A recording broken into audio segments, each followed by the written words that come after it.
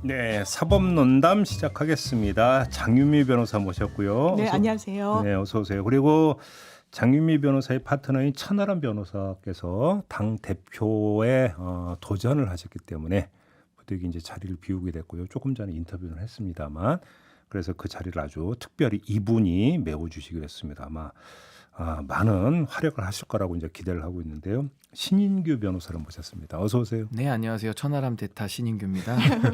근데 우리 변호사님은 왜 출마 안 하셨어요? 그 강팀을 보면요, 선수들도 중요하지만 뭐 코칭 스태프 내지는 구단주 뭐 여러 가지 서포터즈 중요한 부분들이 많지 않습니까? 그래서 저까지 뭐 굳이 선거를 나가서 뛸 생각은 없었고요. 이번에 뭐 전당대회에서 유의미한 역할을 하고 싶다 해서 국바세 역할에 저는 더 집중하고 있습니다. 그러시구나. 아무튼 이제 관전평이 궁금한데 네. 뭐 여기는 정치 논담이 아니라 사법 논담이기 때문에 그거는 좀 다른 자리를 마련해서 한번 좀 여쭤보도록 하고. 역시 이제 오늘 사법논담의 주제는 이것일 수밖에 없는데요. 오늘 국회 본회의에서 이상민 행정안전부 장관 탄핵소추안이 표결에 붙여질 예정입니다. 뭐 통과된다고 봐야 되겠죠? 예, 그건 완전히 통과가 된다라고 봐야 될 거고요. 이미 야 3당이 같이 발의를 해가지고 접수를 했기 때문에 네. 그 부분은 문제가 안 될 텐데 이제 헌법재판소에 넘어갔을 때 이후가 좀 관건인 것 같습니다. 그렇죠. 이제 이해를 돕기 위해서 이제 국회에서 의결하는 것은 탄핵소추, 그러니까 일반 사건으로 이제 기소를 하는 그렇습니다. 이제 이런 절차가 되고, 그러면 이게 이제 그 일반 사건은 법원으로 가지만 이건 헌법재판소로 가서 헌법재판소에서 이제 최종 판단을 내리는 이런 절차를 거치게 되는데, 한번 신인규 변호사 일단 통과는 뭐 기정사실로 보시는 거죠? 그 통과도 이제 대통령 탄핵은 우리가 많이 경험을 해봤는데 이번에 이제 장관 탄핵이거든요. 네. 그래서 의결 정정수가 상당히 완화되어 있다. 그래서 이번에는 통과 가능성이 유력하고요. 뭐 이것이 사실 국회에서는 이제 검사로 치면 이제 공소장을 써서 이제 헌법재판소에 제출하는 거랑 비슷한 건데, 그렇죠. 결국은 헌법재판소에서도 이것이 정치적인 사법 기능이거든요. 그래서 법률적인 내용도 있고 또 정치적인 상황까지 함께 종합적으로 고려해서 아마 이제 결정을 내릴 걸로 그렇게 예상이 되고 있습니다. 그래서 탄핵소추안의 통과 가능성은 뭐 여기서 더 여쭐 이유가 없는 것 같고, 통과가 된다고 치고부터 이야기를 시작을 해야 될 것 같은데, 자 한번 그러면 확 당겨갖고 한번 결론부터 여쭤보겠습니다. 신인규 변호사님, 헌재에서 어떤 판단을 내릴 거라고 전망하십니까? 저는 일단 이상민 장관 전 지금도 자격이 없다고 저는 일단 생각을 하는데요. 이 정치적 책임을 안 지다 보니까 이제 부득이하게 지금 탄핵까지 왔다. 저는 그렇게 생각은 하고, 그러나 이제 탄핵에 들어갔을 때는 이게 또 어쨌든 사법 기능이거든요. 그래서 재판관 9명 중에서 6명 이상이 찬성을 해야 이제 탄핵이 되는 것인데, 저는 기각의 가능성이 매우 높다. 기각. 저는 그렇게 봅니다. 장윤미 변호사. 저는 인용의 가능성이 매우 높다라고까지는 전망하기 어렵지만 당연히 열려 있다라고 생각하고요. 예. 이게 헌법재판소가 본연의 또 기능을 생각한다면 이 부분과 관련해서는 인용 쪽으로 판단을 해야 될 부분이 많지 않느냐 이런 생각이 드는데, 기본적으로 탄핵이 되기 위해서는 헌법과 법률의 위반이 있어야 됩니다. 그렇죠. 지금까지 이상민 장관이 보여줬던 여러 가지 이 이태원 참사를 당시, 후로 나눴을 때 어떤 행동을 취했고 어떤 지시와 어떤 국민적인 메시지를 냈는가 종합했을 때 이 부분이 아예 탄핵 사유조차 되지 않는다. 중대한 이 헌법과 법률의 위반이 아니다. 이 중대한이라는 건요. 왜 그러냐면 사실 이게 전례가 많지가 않아요. 고위공직자에 대해서 탄핵 심판대에 올린 게 노무현 전 대통령이 있고 임성근 전 고법 부장판사가 있었는데, 후자의 경우에는 각하가 됐고요. 노무현 전 대통령 같은 경우에는 대통령의 지위에 있었습니다. 그러니까 굉장히 엄격한 중대한 이런 요건을 이제 넣었던 건데, 지금은 장관이기 때문에 그것보다 훨씬 완화된 조건으로 저는 인용이 될 중대하지 거라고. 않아도 그냥 위반권만 있으면 되는 겁니까? 그렇다고 봅니다. 이 해석에 대해서 어떻게 생각하십니까? 뭐 저도 사실 이게 장관에 대한 탄핵 소추는 이제 거의 처음이기 때문에 맞습니다. 이게 지금 그 전에는 대통령에 대한 두 분의 그 탄핵이 있었고, 하나는 인용이 됐고 하나는 기각이 됐었고요. 또 법관에 대한 탄핵은 이제 각하가 된 적이 있습니다. 그래서 저도 장관에 대해서는 당연히 대통령보다는 완화된 심사 기준에 따라서 탄핵 심판에 대한 인용 여부를 결정할 걸로는 보이는데, 그래도 이제 그것이 어느 정도 구체성이 있고 뭔가 좀 법률적으로 인용에 대한 수준에 이를 정도가 돼야 된다. 예. 그래서 저는 오히려 탄핵에 대해서는 경찰청장 만약에 탄핵을 넣었다 그러면은 저는 인용 가능성이 매우 높다 이렇게 생각을 할 텐데, 네. 행안부 장관은 조금 달리 볼 여지가 또 있다 이렇게 봐서. 잠깐만 그럼 경찰청장을 예를 든 이유는 뭡니까? 그러니까 예를 들면 이런 겁니다. 이게 그 안전관리 차원에서 질서 유지 기능을 경찰관 직무집행법에 의해서 경찰청장에게는 그걸 해라라고 아예 그 법에 명시가 돼 있어요. 구체적으로. 근데 행안부 장관 같은 경우는 재난안전법에 의해서 재난안전에 관한 그 총괄하는 부서의 책임자다라는 이제 그런 규정, 그러니까 선언적 규정 내지 추상적 법규법은 있지만은 어떤 업무를 해라라고 법에서 명시적으로 규정을 하고 있지는 않기 때문에 이것을 헌법과 법률 위반으로까지 인정해서 아예 직을 어떻게 보면은 중단시킬 정도로 네. 아니면은 파면시킬 정도에 이를 것이냐는 조금 생각이 다를 수 있다 저렇게 네. 생각을 합니다. 저는 의견이 조금 다른데요. 일단 경찰청장 같은 경우에는 굉장히 명시적으로 돼 있죠. 그렇다면 행정안전부 장관이잖아요. 네. 정부조직법과 재난안전관리기본법에 어떤 국민적인 의무를 좀 부여하고 있느냐. 소방과 경찰 이 업무의 감독 지시자로서의 최종 책임자라고 규정이 돼 있습니다. 행정안전부 장관이.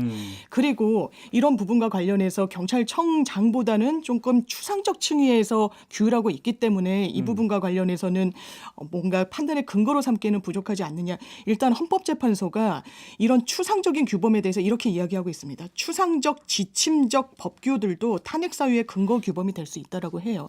헌재에서 밝힌 얘기입니까? 예, 그렇습니다. 왜냐하면 이런 뭐 국가의 봉사자로서의 의무, 국민에 대한 어떤 친절 공정 의무 이런 부분에서도 탄핵 사유의 근거가 된다라고 추출했던 또 전례들이 있습니다. 네. 헌법재판소의 결정문들을 보면 네, 네. 그래서 저는 이런 사유의 위반이 저는 명백하다고 봐요. 이상민 장관 같은 경우에는. 그래서 탄핵 사유로 인용 가능성 높게 근데 봅니다. 저는 두 분의 말씀을 듣다가 퍼뜩 생각이 난 게 그 법문구 이전에 네. 경찰국 신설 때 그 엄청 논란이 됐을 때 행안부 장관이 경찰에게 어디까지 어떤 권한을 행사할 수 있는가가 그때 엄청 논란이 됐던 거 기억하시죠? 그렇죠. 예. 이때 어떤 수사에 대해서 개입하는 건 아니지만 경찰 사무에 대해서 포괄적으로 어떤 저기 뭐냐면 지휘권을 행사한다는 취지의 주장을 이상민 장관 본인이 하지 않았습니까? 본인이 했습니다. 그러면 당연히 포괄적인 어떤 권한을 갖고 의무를 갖고 있다고 해석할 여지가 얼마든지 있는 거 아닌가요? 이 점은 어떻게 보세요?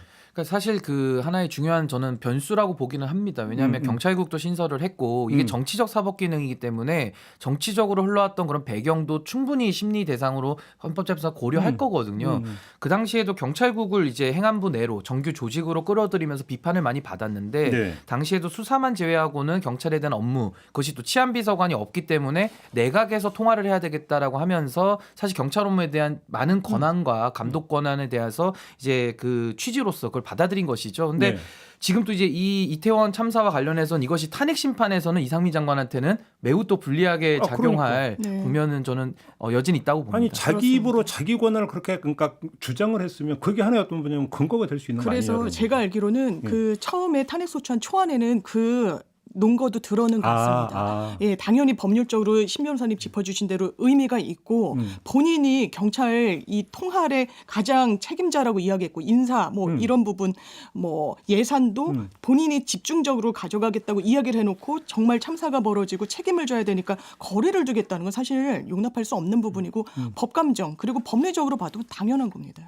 그렇다. 예. 그러니까 지금 그 탄핵소추의 사유를 구성하고 있는 큰 줄기가 하나가 이제 성실 의무 위반. 그런 지금 거 이야기했던 바로 이 부분이죠. 맞습니다. 그리고 또 하나가 품위 유지 의무 위반이거든요. 그러면서 이제 한 게 그러니까 유족들을 향한 2차 가해성 발언, 그다음에 책임 회피성 발언 이런 게 품위 유지 의무 위반에 해당이 된다라고 이제 그 봤던데 이 점은 어떻게 봐야 되는 겁니까? 아무래도 이상민 장관이 처음에 이제 가장 유족들의 마음을 아프게 하고 국민들한테 지탄을 받았던 발언이 아마 뭐 법적 근거가 없다. 뭐 이런 거 내지는 경찰력을 투입했어도 이 사건을 막을 수 없었다. 네, 맞아요. 뭐 이런 네. 식의 굉장한 네. 그 좀 무책임한 발언을 했었고 그 이후에도 뭐 이상민 장관뿐만 아니라 많은 정부 담당자들이 소위 말하는 좀 부적절한 발언들로 국민들 마음을 아프게 했었는데요. 저는 이 부분도 탄핵의 하나의 사유로서 저는 고려될 수 있고 충분히 이것은 헌재가 전 심리할 거라고 봅니다. 그래서 아까 말씀하신 대로 성실 의무 위반은 그런 직무와 관련된 여러 가지 의무 위반에 대해서 하나 살펴볼 것이고 품위 유지 위반도 당연히 공무원은 품위를 지키도록 성실 의무 뿐만 아니라 품위유지 의무도 규정을 하고 있기 때문에 네. 그게 위반된다라고 저도 판단할 소지는 있다. 그러나 지금도 이 내용 중에서 위반된다고 해서 지금 다 탄핵이 인용되는 것은 아니거든요. 그 정도에 대해서는 또 조금 이따가 더 얘기를 나눠봐야 될 것 같습니다. 품위 손상을 했지만 그게 탄핵까지 갈 사유는 아니다. 그게 이렇게 노무현 대통령 탄핵 결정문에 나온 겁니다. 법 요렇게 갈 위반을 가능성이 인정하지만 있다. 탄핵에 이르지는 못했다 이런 겁니다. 그렇죠. 사실 이게 왜 나오는 거냐면요. 아니 품위유지 의무 위반으로 탄핵까지 돼? 이게 이태원 참사 전에는 성실 의무 위반의 문제가 있다. 제대로 계획하지 못했던 부분이 있고 그럼 그 후에라도 제대로 대처를 했느냐. 그래서 실제로 이상민 장관이 이렇게 얘기합니다. 우려할 정도의 인파는 아니었다라고 이야기를 해요. 그 네. 부분과 관련해서 국정조사에서 생존자가 눈물을 흘리면서 이야기합니다. 정말 큰 마음의 상처가 됐다라고. 그리고 이 사태 압박을 받으니까 중앙일보 인터뷰에서 이렇게 얘기를 하죠. 누군들 이 상황에서 벗어나서 폼나게 사표 던지고 싶지 않았나. 그 얘기 예. 거론했었죠. 이거 대단히 부적절하고요. 부적절한 걸 넘어서 장관직 국민에게 이 세금으로 월급을 받으면서 행정안전부 장관이란 타이틀을 걸고 업무를 볼 수 있는 과연 자격이 있는 자인가 의문스럽게 했는 발언이었었습니다. 이런 부분 다 종합해서 그리고 명단 갖고 있지 않았다고 얘기했죠. 유가족. 예. 사실상 거짓말이라고 보는 게 맞는 것 같고요. 예. 그렇다면 이런 부분들 모르겠습니다. 한 건이면 모르겠는데 정말 차고 넘친다고 저는 생각하는데 이런 부분이 품위유지 의무 위반 이게 이런 어떤 법문에 들어가서 그렇지 사실 이런 공직을 수행하기에는 현저히 자격이 떨어진다. 이렇게 저는 헌재가 판단할 가능성이 높다고 봅니다. 그러면 그 품위 유지 의무 위반에 해당이 된다면 그게 탄핵 사유로 그러니까 판단될 수도 있다고 그렇죠. 보시는 이게 겁니까? 판단의 영역으로 또 넘어가는 건데 이 정도 수위, 이 예. 정도 수준이 됐다면 예. 이 공직을 수행할 수 있는 정도인가는 종합적으로 아마 헌재에서 판단하게 될 그러니까 겁니다. 장윤미 변호사님 말씀에 동의될 수 있는 부분은 품위유지 의무 위반이 지금 하나가 아니잖아요. 음. 여러 가지가 지금 누적적으로 쌓여왔기 맞습니다. 때문에 그것은 조금 헌재 판단에 좀 영향을 줄 수 있는 상당히 좀 묘한 변수다. 예를 들어서 이게 어떤 뭐 이제 봅니다. 발언을 하다가 나온 실수성이라고 그렇죠. 보기에는 너무 반복적인 부분이 있다. 의도적이다. 음. 이런 게 고려될 수 있을 겁니다. 이건 어떻게 봐야 되는 겁니까? 경찰 특수본에서 이상민 장관을 불러서 조사한 적도 없고 기소를 한 바도 없습니다. 네. 이게 그러니까 그러면 헌재 판단에 그러니까 영향을 미칠까요? 어떻게 보십니까? 그거? 사실상 형사법적으로 면죄부를 줬다라고 보는 건데요. 유리한 정황은 아니지만 결정적인 뭐 근거라고 보기는 어렵고요. 이런 부분이 있습니다. 아니 이게 직권남용조차 되지 않는다 이런 주장을 많이 하잖아요. 네. 이상민 장관 측에서는. 예. 그런데 서울 메트로에서 노동자가 사망한 사건과 관련해서 이 서울 메트로 사장과 관련해서 당신 이런 사고 나올 줄 예견 가능했다. 왜냐하면 미리 조치하지 않았기 때문에 업무상 주의 의무 위반에 총 책임자라고 볼 수도 있다. 유죄 이런 형사 판결이 난 전례도 있습니다. 같은 법리대로라면요. 예. 형사처벌에서도 면죄부가 주어질 수는 없습니다. 그러니까 이것도 두 가지 측면이 다 있는데요. 이제 형사적으로도 이상민 장관은 지금 뭐 조사조차 받지 않았기 때문에 오히려 더 파면의 가능성이 높다라고 해석할 수도 있습니다만은 현실적으로는 그렇지 않습니다. 그러니까 우리가 민사 재판을 하더라도 형사 절차에서 어떻게 처리됐느냐가 엄청난 영향을 미치거든요. 그리고 과거도 생각해 보시면 박근혜 대통령 탄핵 당시에도 그 거의 검찰이 했던 공소장이 상당한 영향을 미쳤거든요. 그래서 저는 이 부분 헌법재판소가 기존의 관례대로 형사적으로도 다뤄지지 않았기 때문에 오히려 저는 이것은 헌재 결정을 내릴 때 저는 크게 반영되지 않을 것이다. 그러니까 헌재 판결에서 이상민 장관이 그 부분을 좀 유리하게 저는 작용할 것으로 봅니다. 그렇게 보시는 거고. 알겠습니다. 지금 그 요즘에 또 하나 이제 다른 면에서 체크할 게 있는데요. 그러니까 그걸 한번 좀 이야기를 해보죠. 일단 규정상으로는 180일 안에 판단을 내리도록 되어 있는데 강제 규정은 아니죠. 그건 이게. 현실 네. 규정이라서 예. 예, 그걸 또 넘길 수도 있는 겁니다. 그러면 결국은 또 하나의 관건은 언제 그러면 탄핵 심판 결정이 나오느냐가 또 이제 관건 아니겠습니까? 그래서 제가 그 당시에 이제 법조 출입하던 기자분들한테 물어봤어요. 이게 180일을 지키느냐. 근데 임성근 전 고법부장 같은 경우에는 8개월 8개월 걸렸고 지나서 각하 이렇게 5대3 결정이 노무현 전 나왔었고 대통령은 2달, 2달. 박근혜 전 대통령은 석 달 이랬거든요. 그래서 상당히 재판부가 그 사건, 그 대통령에 대한 사건들에 대해서는 이 규정을 맞추려고 노력하는 거라고 생각했다고 하더라고요. 그 당시에 취재를 했던 기자들이. 그렇다면 저는 이 건 같은 경우에도 굉장히 오래 끈다면 이 헌법재판소에 사실상 실망하는 분들도 많이 있으실 수 있고요. 네. 제 본연의 기능과 관련해서도 많은 의심을 살 수도 있는 거 아니겠습니까? 대단히 주요한 사건인 거고. 그렇다면 어느 정도 이 기한 내에 내려고 노력하지 않을까 이렇게 생각합니다. 근데 제가 이걸 여쭤본 게 중요한 변수가 하나가 있는 게 네, 아까 맞습니다. 이제 신윤기 변호사도 말씀하신 대로 9명의 재판관 가운데 6명이 찬성해야 네. 탄핵이 이제 성립이 되는 거잖아요. 근데 3월에 1명, 4월에 1명 재판관이 지금 퇴임을 하거든요. 네. 근데 판결이 그러니까 심리가 어느 정도의 속도로 진행이 되느냐에 따라서 이게 변수가 될 수가 있는 그럴 게 것 같습니다. 우리가 빨리 그러니까 탄핵 심판 결정을 내려야 된다면 2명 빼고 7명만 가지고 최종 결정을 볼 수도 있잖아요. 근데 이러면 6명 채우기가 쉽지가 않다라고 하는 아주 산수 수준의 어떤 그 계산이 나올 수가 있거든요. 이게 유불리를 좌우할 수 있다라는 겁니다. 이 점은 어떻게 보세요? 사실 공석으로 둔 상태에서 하면 좀 명분도 좀 떨어지는 부분도 있어서요. 이게 전체 어쨌든 요건을 맞춰서 하기를 바랄 거고 그런데 말씀 주신 대로 지금 2명이 공석이 될 거고 후보군으로 거명되는 사람들이 60명이 넘어요. 공식적으로 거론되는 사람만도요. 네. 이게 검증 절차도 좀 상당히 걸릴 것으로 보여서 네. 이 부분이 사실 좀 변수는 맞습니다. 근데 그 재판관이 공석이 됐다고 해서 진행을 못하는 건 아닙니다. 그 심리를 그러니까. 할 수 있는 이제 최소의 그 정족수가 있기 때문에 과거에 박근혜 대통령도 8명에서 판결을 내렸거든요. 그러니까 그 부분이 뭐 변수는 맞지만 그게 뭐 결정적일 것 같지는 않고요. 저는 다만 헌법재판소가 이걸 길게 끌기는 어렵다라고 봅니다. 왜냐하면은 계속 길게 끌수록 이 정치적 쟁점화된 것들이 헌법재판소로 불똥이 튈 수가 있거든요. 그래서 오히려 저는 이건 또 원칙대로 또 갈 가능성이 좀 높지 않나 저 그렇게 생각을 합니다. 왜 그러냐면 특히나 지금 그러니까 퇴임을 하는 2명의 재판관이 모두 대법원장 추천 케이스더라고요. 네.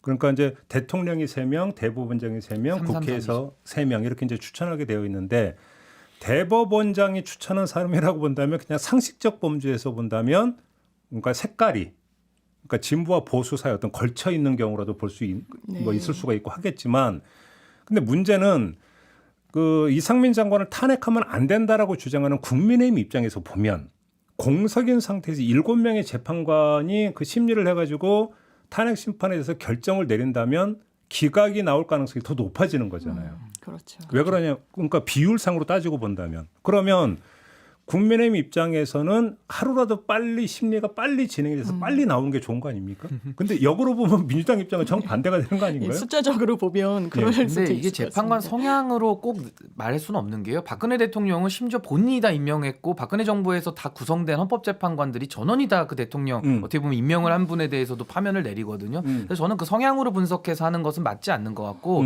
이 사안이 그렇게 어려운 사안은 아닙니다. 뭐 법리가 복잡한 게 아니에요. 오래 걸릴 건 아니다. 당연하죠. 사실관계 다 정리돼 있고 거기에 대한 판단만 남아 있기 때문에 저는 뭐 이게 길게 끌 일은 아닌 것 같습니다. 그래요. 그럼 두 분 공이 그렇게 오래 끌진 않을 네. 거라고 지금 전망을 하시는 겁니까? 그렇습니다. 그러면 여기서 소추위원이 법사위원장이 네. 되잖아요. 김도우 법사위원장이 있는데 자, 첫 번째 여기서 이 문제가 있어요. 퇴임 대법 그러니까 재판관에 따라서 이제 후임이 인사청문회를 거쳐야 되는데 인사청문회에서 딱 막혀버리면 또 하나 이제 그 공석 상태가 오래 간다라고 하는 문제가 있는데 그건 둘째 치고 네.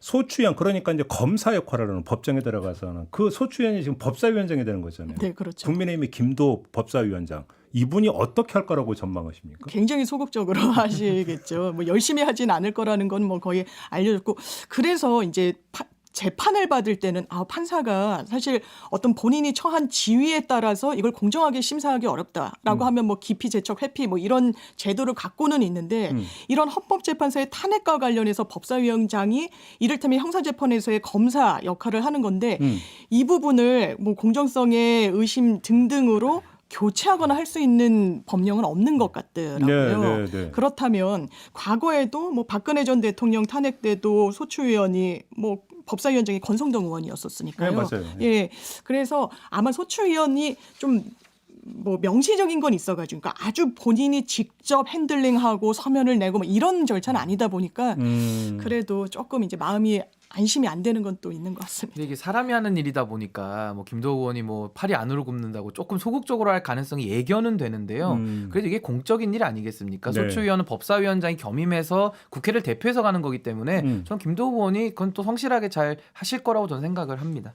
근데 이제 재판 그러니까 전술이라는 것도 사실은 있잖아요. 있죠. 예. 좀 끈다든지 그죠? 한 번 심리를 더 해야 된다. 뭐 저희가 준비가 돼서 한 번 뭐 기회를 연기해 줘서 뭐 이런 거 있잖아요. 그 정도는 사실은. 영향력이 있죠. 의도적으로 연기할 수도 있겠죠. 예. 그러니까 예를 들어서 이제 이런 여지가 이제 있는 건데 네. 근데 지금 뭐냐면 지금 봐서는 오래 끌게 게 별로 좋을 게 없다. 국민의 입장에서. 이렇게 본다면 오히려 김도읍 위원장이 그런 지연 전술을 펼 여지는 별로 없다고도 볼 수 있는 거 아니죠. 오히려. 예. 근데 저는 오히려 궁금한 게 대상이 이상민 행안부 장관이잖아요. 네. 판사 출신 아닙니까? 그렇죠. 그분은 어떻게 나올까? 그것도 궁금한데. 그런데 이게 판사 출신인 거랑 본인이 또 이 판단의 대상이 될 때 엄청나게 그렇다면 막 법리에 이럴 거냐. 저희가 변호사도 본인이 소송의 당사자가 되면 변호사를 또 따로 선임합니다. 자기 사건이 되면 그렇겠죠. 이거를 객관적으로 지켜보질 못하게 되거든요. 그래서 아마 예, 그분도 나름대로의 또 대응 전략을 짜지 않을까. 예. 알겠습니다. 아무튼 오늘 그 탄핵소추안이 국회에서 만약에 통과가 된다면 그 즉시 이상민 행정안전부 장관은 직무는 정지가 된다. 정지가 되죠. 예, 정지가 되고 차관이 이제 그 역할을 대행한다. 요즘은 좀 확인을 하면서 오늘 사법논담은 마무리하도록 하겠습니다. 두 분 수고하셨습니다. 고맙습니다. 네, 감사합니다.